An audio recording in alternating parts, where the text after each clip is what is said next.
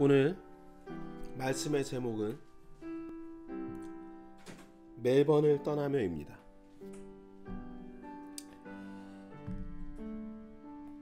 벌써 우리가 여기 온 지 5년 1개월이나 됐더라고요. 그리고 이렇게 주님께서 기회를 허락하셔서 말씀을 전하게 된 횟수만도 200여 차례가 훨씬 넘었습니다. 이렇게 바뀔 수 있도록 또 말씀 안에서 주님으로 모아주신 우리 하나님 아버지와 주 예수 그리스도께 감사와 찬송을 드립니다. 오늘 본문 말씀은 고린도전서 1장 26절부터 31절까지의 말씀 보시겠습니다. 고린도전서 1장 26절에서 31절까지의 말씀 제가 받들어 읽도록 하겠습니다. 형제들아, 너희를 부르신 것을 너희가 보거니와 부르심을 받은 자로서 육체를 따라 지혜로운 자가 많지 아니하고 강한 자가 많지 아니하며 고귀한 자가 많지 아니하도다. 그러나 하나님께서 지혜로운 자들을 당황하게 하려고 세상에 어리석은 것들을 택하시고 하나님께서 강한 것들을 당황하게 하려고 세상에 약한 것들을 택하시며 하나님께서 있는 것들을 쓸모없게 하려고 세상에 천한 것들과 멸시받는 것들을 택하시고 참으로 없는 것들을 택하셨나니 이것은 어떤 육체도 자신 앞에서 자랑하지 못하게 하려 하심이라. 그러나 너희는 하나님에게서 나서 그리스도 예수님 안에 있고 예수님은 하나님에게서 나사 우리에게 지혜와 의와 성별과 구속이 되셨으니 이것은 기록된 바 자랑하는 자는 주를 자랑할지니라 함과 같게 하려 함이니라. 다 맞게 읽었나요? 이 말씀 제가 참 좋아하는 말씀입니다. 우선 주님께서 우리에게 너희를 부르신 것을 보라고 말씀하십니다. 내가 너희들을 어떻게 구원했지? 하고 물어보시는 겁니다. 여러분 어떻게 구원받으셨어요? 우리를 구원하셨을 때 우리가 주님께 부르심을 받았을 때 여러분 지혜로운 사람이었습니까? 저는 영적으로 지혜로웠다는 것을 얘기하는 게 아니라 육체 안에서 지혜로운 사람이었습니까? 하고 묻고 싶습니다. 선천적으로 머리가 우수한 사람이 아니었죠. 천재적인 사람 아니었죠. 그러한 사람이 아니었다는 것을 우리는 알고 있습니다. 태어났을 때부터 똑똑함이 넘쳐 흐르는 사람들이 아니었죠. 또 이를 육체에 따라 이런 사람들을 지혜로운 사람이라고 성경은 이야기하고 있습니다. 근데 그러한 사람들이 주님께 부르심을 받을 확률이 낮다는 얘기죠. 다행히 우린 그런 사람이 아니었어요. 또 육체적으로 여러분들께서 강한 사람들이었습니까? 키가 185 이상 190cm의 몸이 아주 좋고 기골이 장대해서 보기만 해도 와, 저 사람들 엄청난데 나는 너무 메뚜기 같은데 조금만 운동해도 근육이 막 생기고 이런 사람들이 있습니다.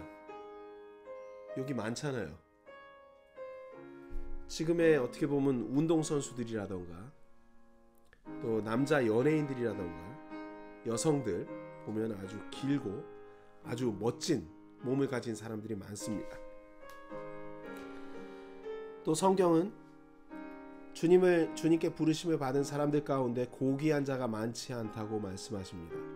고귀한 자는 누구입니까?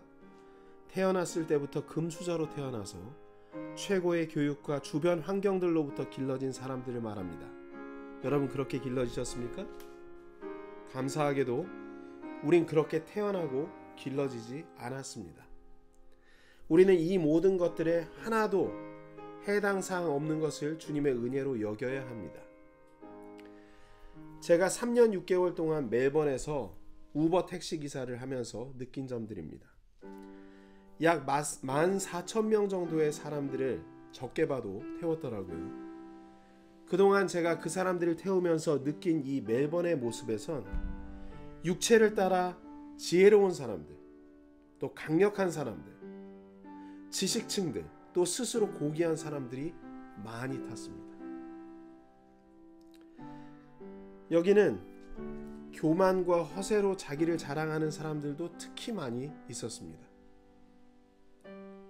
멜번에 오는 사람들의 특징도 같은 것을 추구하고 있습니다. 좀 더 지혜롭고 강하며 고귀한 사람이 되려고 이 멜번 땅으로 모여들고 있습니다. 맞지 않습니까?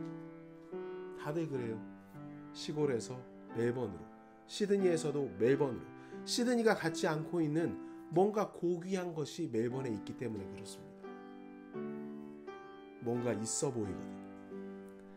멜번은 교육의 도시, 패션의 도시, 문화의 도시, 스포츠의 도시, 여러 가지 아름다운 말들로 어느 것 하나 모자랄 것이 없는 곳이지만, 그렇게 보이고 불려지지만 그 속에 뿌리 깊이 자리하고 있는 사람들 간의 치열한 경쟁으로 인한 험담과 욕설, 비방, 교만함, 그리고 무엇보다 동성애들로 만연한 삐뚤어진 성의식들이 아주 가득합니다. 그로 인한 이혼, 혼의 동거를 통해 태어난 사생아들이 이 도시에 가득히 넘치고 있습니다. 이게 사실은 멜번의 속사정입니다. 사람들이 많이 거친 거예요. 삐뚤어져 있는 거예요. 외부에서는 한 150여 민족들이 들어와 멜번에 살고 있습니다. 그 어떤 도시들보다도 많아요. 전 세계에 있는 어떤 도시들. 그래서 재밌는 얘기로 아브라함도 있고요, 여로보암도 있고요, 모세도 있고요, 예수님도 있고요, 이름에 성경에 안 나온 이름이 없을 정도로, 제가 타는 앱에, 우버 앱에 사람들 이름이 다 찍히거든요. 성경 인물들이 다 있습니다. 깜짝 놀래요. 느부갓네살 왕도 있었어요. 어제는 마리아를 태웠네요. 여기에는 제가 말씀드린 것처럼 다민족 다종교들로 인한 영적 혼란들이 이 사회를 점점 병들어 만들고 있습니다. 이 현실이에요. 마치 고린도 교회 당시 모습처럼 성적으로 타락하고 물질을 숭배하고 돈을 따르는 자들이 넘쳐나고 있습니다. 제가 불평하는 거 아니거든요. 현실을 말씀드리는 겁니다. 이곳에서 우리 이 가정교회를 영적으로 눌리지 않고 넘어지지 않게 지금까지 이끌어주신 주님께 감사 올립니다. 정말 주님의 많은 공급과 은혜가 있었습니다. 그렇지 않습니까, 여러분? 바울은 사도행전에서 안식일마다 회당에서 토론하며 유대인들과 그리스인들, 지식층들을 향해 그들에게 복음을 선포하며 그들을 설득했습니다. 사도행전 18장 4절에서 6절까지의 말씀 보겠습니다. 제가 읽어드릴게요. 바울이 어떻게 그들에게 말씀을 전했는지. 그가 안식일마다 회당에서 토론하며 유대인들과 그리스인들을 설득하니라. 5절. 실라와 디모데가 마케도니아에서 왔을 때에 바울이 영 안에서 눌려 유대인들에게 예수님께서 그리스도이심을 증언하매 그들이 스스로 반대하고 신성모독함으로 그가 옷을 털며 그들에게 이르되 너희 피가 너희 머리로 돌아갈 것이요 나는 깨끗하니 이제부터는 내가 이방인들에게로 가리라 하니라. 여러분, 이 장면이 어떻게 연상이 되십니까? 주 예수 그리스도를 전했더니 사람들이 포악하게 그들을 비방하고 심지어 예수 그리스도까지 신성모독하기 시작합니다. 폭도들로 변모합니다. 이런 경험을 해본 사람은 예수 그리스도를 전하는 순간 이런 일들이 벌어지거든요. 이게 영적인 거대한 악한 영의 흐름이라고 할 수가 있습니다. 바울이 이 일을 당하면서 영적으로 크게 눌렸다라고 말씀하고 있습니다. 그걸 바울과 신라와 디모데가 와서 바울의 이런 모습을 본 거예요. 자, 사도행전 17장 18절, 32절, 33절에도 그와 짝을 같이 하는 말씀이 나옵니다. 바울이 어떤 일을 당했는지 보도록 하겠습니다. 자, 이젠 그리스로 갔어요. 바울이 전합니다. 그때 사도행전 17장 18절입니다. 그때 에피쿠로스 학파와 스토아 학파에 속한 어떤 철학자들이 그를 만나매 어떤 사람들은 이르되 이 말쟁이가 무슨 말을 하고자 하느냐 하고 다른 몇 사람들은 그가 이방 신들을 전하는 자로 보인다 하니 이는 바울이 그들에게 예수님과 부활을 선포하였기 때문이라. 32절 보시겠습니다. 그들이 죽은 자들의 부활에 대하여 들을 때 어떤 사람들은 조롱하고 다른 사람들은 말하기를 이 일에 대하여 우리가 네 말을 다시 듣겠다 하니, 점잖게 뒤로 빼는 장면입니다. 그리고 33절 나옵니다. 이에 바울이 그들 가운데서 떠나니라. 바울은 여러 언어를 할 수 있는 사람들이었어요. 아주 뛰어난 지식인이었습니다. 자신의 육체적인 모든 능력을 동원해 가지고 그들을 설득하고 예수 그리스도를 전했지만 결과는 어땠습니까? 결과가 어땠습니까, 여러분? 참담했습니다. 육신적으로 애를 썼음에도 불구하고 결과는 거의 없었어요. 수천 명에게 전했지만 한두 명 정도 받을 수 있었을까? 그때 여러분 바울의 마음이 어땠겠습니까? 왜 이런 과정이 있었을까요? 처음부터 복음을 전하면 구원받고 그러한 일들이 있어야 되는데 주님께 헌신했으니까 왜 이렇게 안 좋은 일들만 있었을까요? 또 고린도 교회에서, 갈라디아 교회에서 복음을 전했는데 또 복음을 전해서 구원받고 부르심을 받은 자들이 또 거짓 교사들이 와서 잘못된 길로 인도하는 일이 생기고 모든 일들이 어그러지는 것 같고 제자리 걸음하는 것 같고, 왜 이러한 일들이 바울에게 또 우리에게 이러한 과정이 왜 있어야 하는 것일까요, 여러분? 바울이 그들에게 자신의 모든 역량을 다하여 설득하고 싸웠지만 자신의 힘으로는 역부족이라는 것을 알려주시기 위해서 주님께서 그 일을 하셨던 거라 믿습니다. 고린도전서 1장 21절에 그 해답이 나옵니다. 왜 그들이 주 예수 그리스도의 복음을 듣지 않는 거에 대해서 그 답이 나와요. 바울이 왜 설득하면 안 됐는지에 대해서 그 답이 21절 말씀에 나옵니다. 설득은 이성에 호소하는 겁니다. 맞습니까? 내 혼에 호소하는 거예요. 그러나 구원받는 것은 영적인 것입니다. 말씀과 성령님을 통해 구원받는 것이에요. 그래서 21절 말씀에 주목하셔야 됩니다. 하나님의 지혜에 있어서는 세상이 지혜로 하나님을 알지 못하였으므로 하나님께서 복음 선포에 어리석은 것으로 믿는 자들을 구원하시는 것을 기뻐하셨도다. 세상의 지혜와 하나님의 지혜가 틀립니다. 그래서 복음 선포에 어리석은 것으로 전혀 만나보지 못했던 사람의 어떤 말을 통해서 그가 무엇인가 전달받았을 때 구원받는 일이 생기는 게 상식적인 일입니까? 비상식적인 일입니까? 비상식적인 일입니다. 근데 어떤 것이 선포됐을 때 그들이 구원받나요? 예수 그리스도의 이름으로 그들이 구원을 받습니다. 왜냐? 예수 그리스도의 이름에 하나님의 지혜가 있고 하나님의 권능이 거기에 있기 때문에 그들이 구원을 받는 것입니다. 사람의 지혜보다 뛰어난 예수 그리스도, 하나님의 지혜가 있고 사람의 어떤 육체적인 강인함보다 뛰어난 하나님의 권능의 이름이 예수 그리스도이기 때문에 그 이름을 듣는 순간 부르심을 받은 사람들은 구원을 받게 되는 것입니다.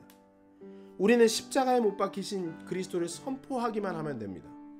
어떻게 하면 구원을 받아요? 이곳에서 우리의 육신의 능력, 경험을 의지하지 않고 그리스도를 선포하기만 하면 된다라고 말씀하십니다. 그럼에도 불구하고 마음밭이 올바르지 못한 사람들은 예수 그리스도를 거부했겠죠. 그러면 부르심을 받은 자들이 하나님 아버지께 나오는데, 즉 그리스도를 통해 구원받은 사람들이 생긴다라는 뜻이죠. 이것은 여러분 이게 무슨 말씀인지 아시겠어요? 왜 이러한 일이 생기냐면 제가 방금 말씀드린 거 너무 중요해서 왜 그들이 이렇게 자연스럽게 예수 그리스도를 믿게 되냐면 예수 그리스도의 이름이 하나님의 권능이시오 하나님의 지혜라는 것을 여러분들께서 잊어버려서는 안 됩니다. 그래서 이제 우리가 이곳을 떠나 그곳에 가서도 주 예수 그리스도의 이름을 부를 때 여러분들께서 그 안에 여러분들의 마음, 믿음을 담아서 불러야 하는 것입니다.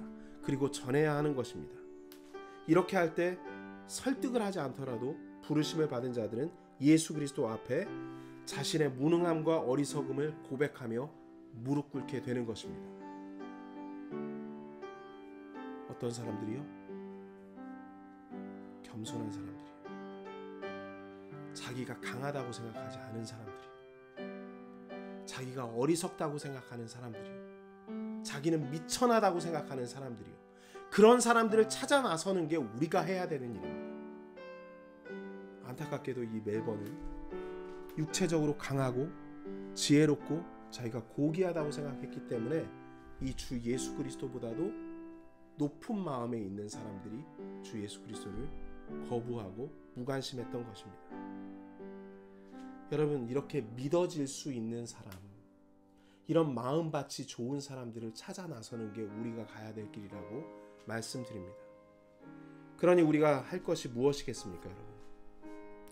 우리에게 이 온 세상에서 가장 뛰어난 지혜이신 예수님을 깨닫게 해주셨고 동시에 우리를 의롭게 하셨으며 또 거룩한 하나님의 성도로 구별해 주셨고 모든 악한 것들로부터 우리를 하나님의 것으로 되찾아 오신 주 하나님만을 자랑하고 그 사랑이신 주 예수 그리스도를 가감없이 전해야 되지 않겠습니까? 이것이 우리가 해야 되는 일이고 이것이 우리가 자랑해야 되는 일입니다. 고린도전서 2장 31절 말씀 한 목소리로 읽겠습니다. 고린도전서 2장 31절 말씀 보시겠습니다. 시작. 이것은 기록된 바 자랑하는 자는 주를 자랑할지니라. 여기까지. 어떻게 하라고요? 자랑하는 자는 주를 자랑할지니라. 하나님 아버지와 그 외아들 주 예수 그리스도를 자랑하는 것이 우리가 해야 하는 일입니다. 맞습니까, 여러분? 마음이 예비된 자를 찾아 나서는 것이 우리가 가야 할 길입니다. 우리는 어리석어서 이집트에 있는 백성들처럼 우리가 노예 생활을 하면서도 노예 생활하는 줄 모릅니다. 그래서 노예 생활이라도 좋으니 현실에 안주하고 싶을 때가 많이 있습니다. 그래서 주님께서는 이런 우리를 움직이게 하시려고 순간순간 환경을 바꿔주시기도 하십니다. 믿으십니까? 우리가 이번에 어떻게 환경이 바뀌었나요?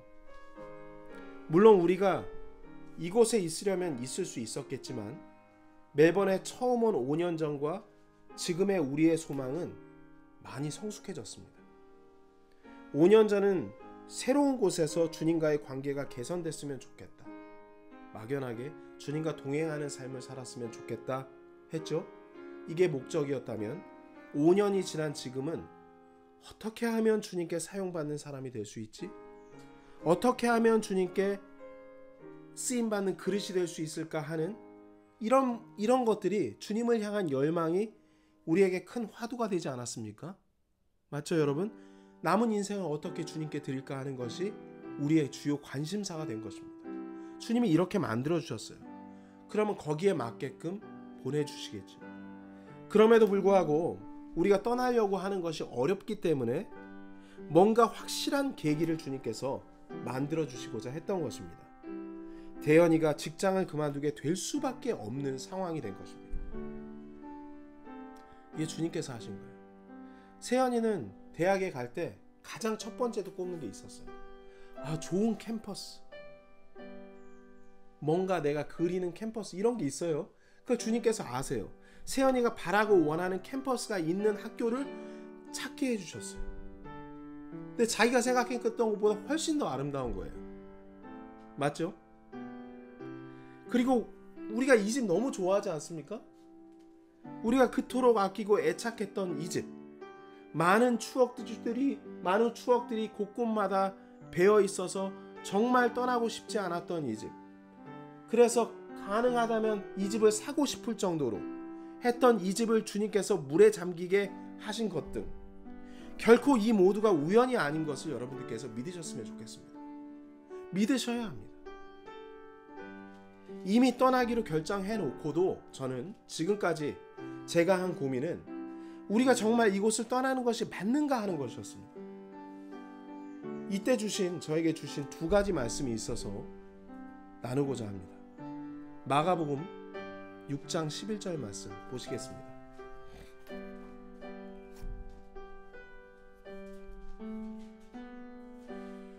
이 말씀은 사랑하는 딸 세연이를 통해서 전해받은 말씀이기도 하고 개인적으로 주님께 받은 말씀이기도 합니다. 마가복음 6장 11절 잘 들으세요. 누구든지 너희를 받아들이지 아니하고 너희 말을 듣지 아니하거든 너희가 거기서 떠날 때에 너희 발밑에 먼지를 떨어버려 그들을 대적할 증거로 삼으라. 진실로 내가 너희에게 이르노니 심판날에 소돔과 고모라가 그 도시보다 더 견디기 쉬우리라 하시매. 우리는 주님의 자녀들입니다. 우리가 복음을 전한 걸로 인해서 고립이 됐습니다. 복음을 전한 걸로 인해서 미움을 받았습니다. 끝까지 처음부터 지금까지 누구 하나 마음의 문을 열면서 그들 안에 들어갈 수 있게끔 만들어준 것처럼 보였지만 깊숙하게 들어가서 그들과 교제하려고 할 때 어떤 거대한 벽이 있음을 느꼈습니다. 여러분, 그러나 그럼에도 불구하고 우리 주님의 은혜가 차고 넘쳤죠. 오히려 믿지 않는 사람들을 통해서 구원받는 일들 한 번 스쳐 지나갔지만 그들을 통해서 우리 주님께서 우리를 기뻐하시고 계시다는 것을 알게 된 적이 한두 번이 아니었습니다.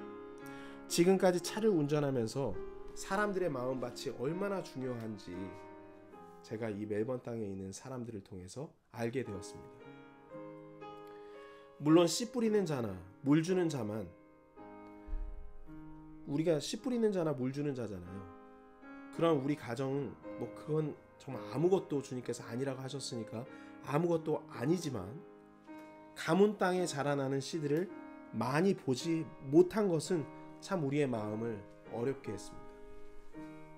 복음의 씨앗을 많이 뿌린다고 했는데 자라지 못하는 거예요.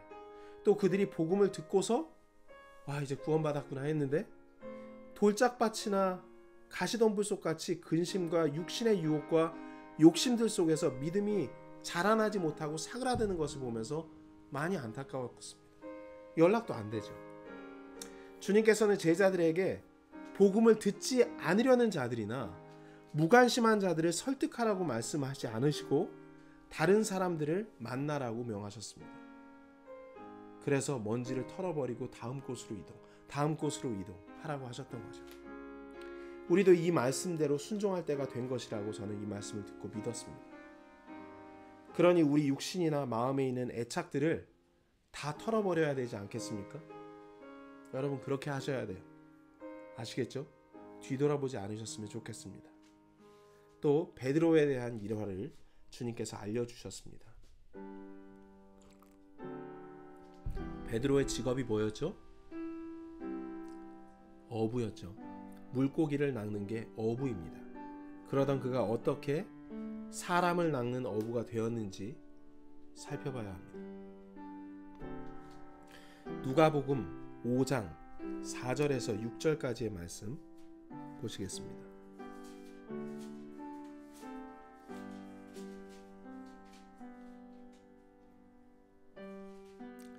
누가복음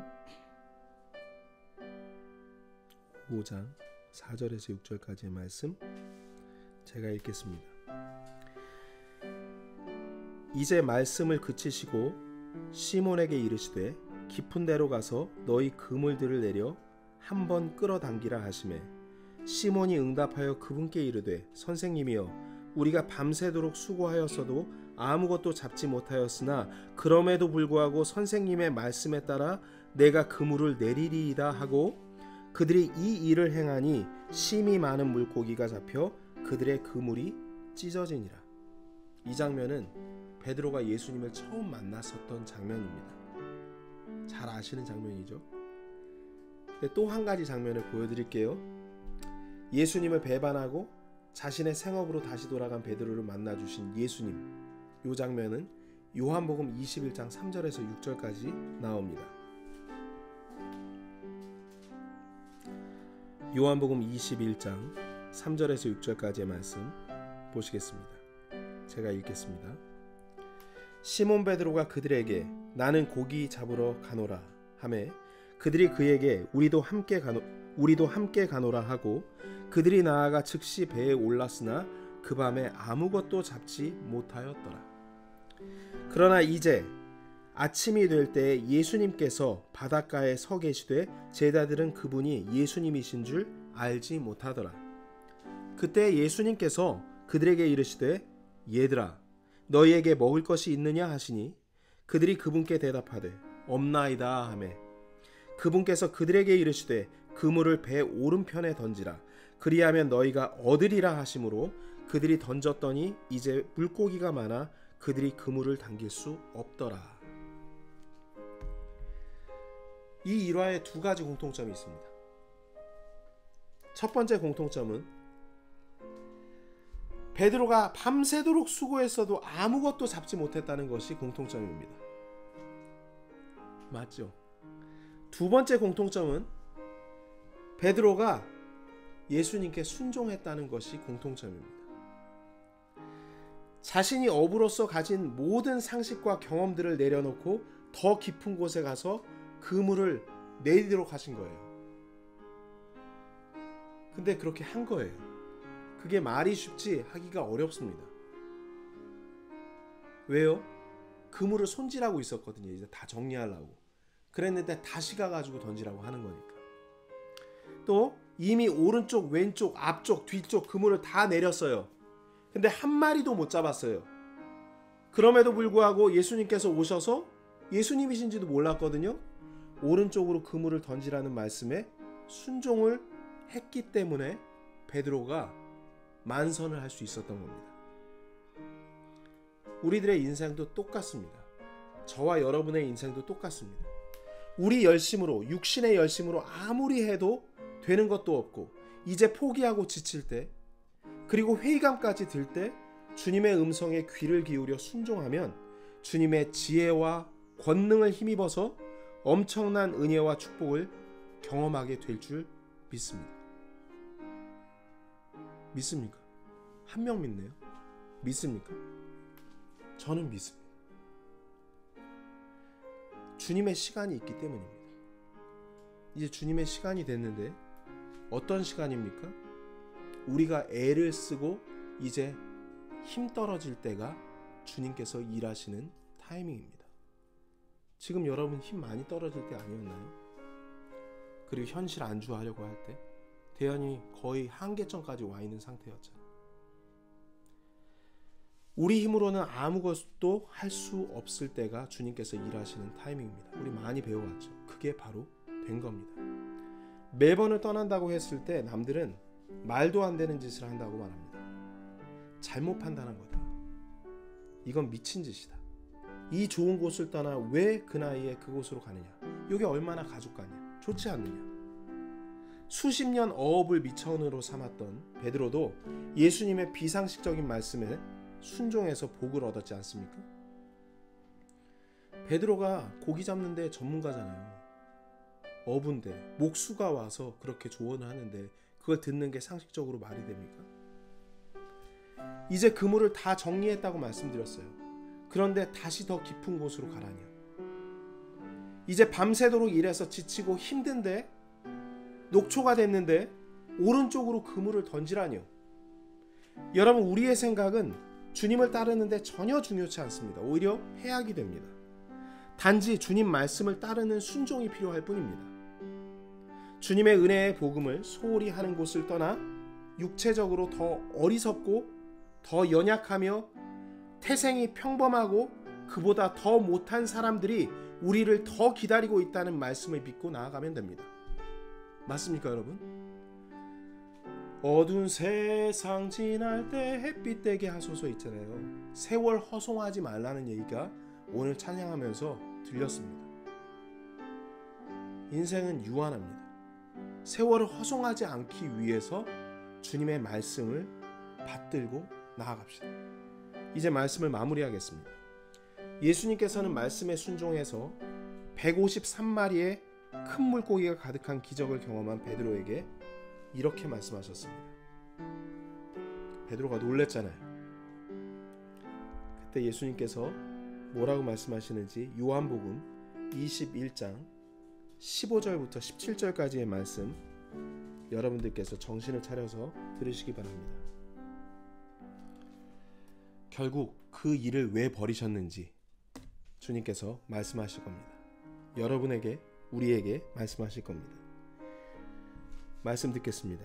이처럼 그들이 먹은 뒤에 예수님께서 시몬 베드로에게 이르시되 요나의 아들 시몬아 네가 이것들보다 나를 더 사랑하느냐 하시니 그가 그분께 이르되 주여 그러하나이다. 내가 주를 사랑하는 줄 주께서 아시나이다 하매 그분께서 그에게 이르시되 내 어린 양들을 먹이라 하시고 다시 두 번째 그에게 이르시되 요나의 아들 시몬아 네가 나를 사랑하느냐 하시니 그가 그분께 이르되 주여 그러하나이다.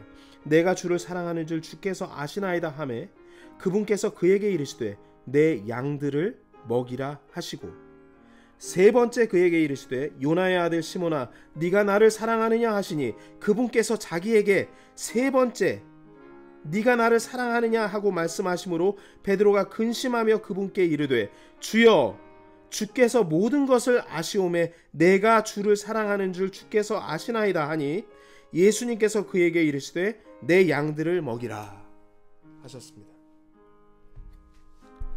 여러분 왜 우리가 가야 합니까? 양들을 먹이기 위해서입니다.